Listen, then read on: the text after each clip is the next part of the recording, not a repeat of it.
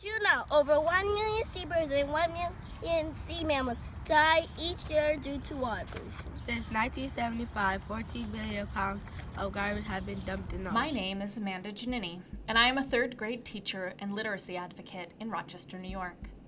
For my National Geographic Educator Capstone, my students learned about the engineering design process by working to design a rain collection system for our school gardens. In our literacy curriculum, we explored the questions: where does our water come from? And what happens when people don't have access to clean water?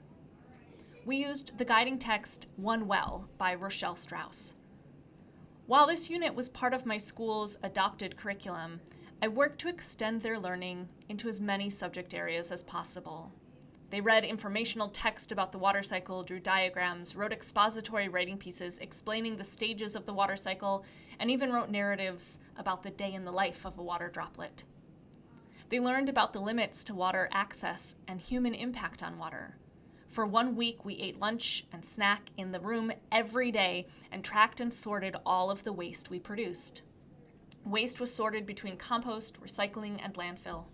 Many of my students live in apartment buildings in the city with no green space for having a traditional compost pile, so we invited the founders of Community Compost in to tell them about their business, why they started their business, how it's helping the environment, and ways they can compost at home.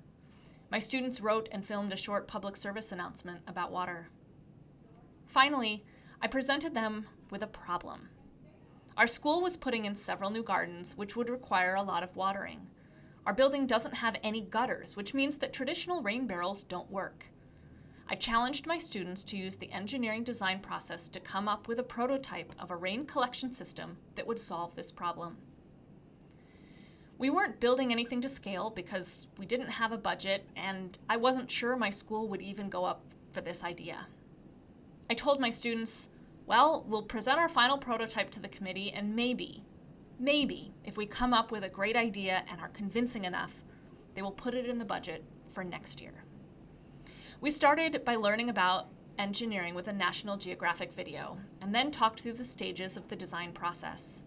Students were split into 3 small groups where they needed to draw out a plan and then use materials to build a small-scale prototype. Most students gravitated to a structure that had a taka roof where water would collect and funnel into a bucket below. I didn't have the most ideal supplies. I had no budget, no idea what they were even going to need, so I pulled materials from my craft supplies, my garage, the dollar store, and the local nursery.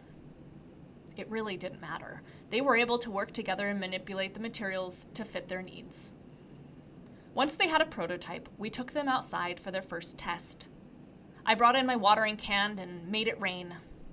All of them were complete failures. It was awesome. The conversation afterwards, the reflection about what did work and the reasons why some things didn't work was so powerful. The process is set up to fail and to use that failure to make something even more successful. They set to work determined to iterate and fix their prototypes. The final prototypes were a significant improvement, and one stood out. It was a structure with a bathtub roof that had 2 holes for collecting between 2 buckets below. Then they set about with the communication piece. You have a great product, I told them, but if you don't convince others that it's great and to implement it, then you haven't actually solved the problem. They each took a role in the presentation and crafted a Google slide defining the stage of the process and their own reflection in that stage. They thought about how they were going to set it up, the room, and what they were going to wear. They even informed me which of my outfits they had picked out for me to wear that day. I was grateful not to have a role in their presentation. I sat giddy in the back of the classroom as they passionately presented their prototype. They had, in fact, designed such a cost-effective product that the committee asked us to price out what it would cost to build the final version. We looked up average rainfall in the area to calculate how big the bathtub part needed to be in order to collect enough water to fill the buckets. I was able to get lumber donated from a local business, and we were able to build 2 for only $40. At the beginning of the school year, most of my students spent very little time outside, and they were afraid of most nature things. I watched as we explored, observed, and learned about the world and how it is all connected that their perspective changed, and they were so much more invested in being outside. They felt a sense of responsibility and empowerment to solve these problems facing our planet. I was impressed with their collaboration throughout the process, but most so when the two groups had to step back and put their energy behind someone else's design. 3 groups created final prototypes, but the class only presented one to the garden committee. One of the challenges I have faced as an educator is ensuring authentic learning experiences for my students within the confines of required curriculums.